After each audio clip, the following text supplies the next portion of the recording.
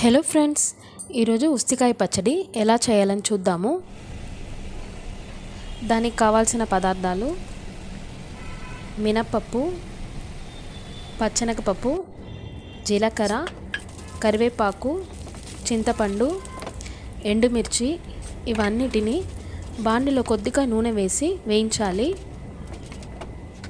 ఉస్తికాయని రెండుగా కట్ చేసైనా లేదు దంచైనా బాండిలో కొద్దిగా నూనె ఎక్కువ వేసి దాని కలర్ మారేదాకా వేయించాలి.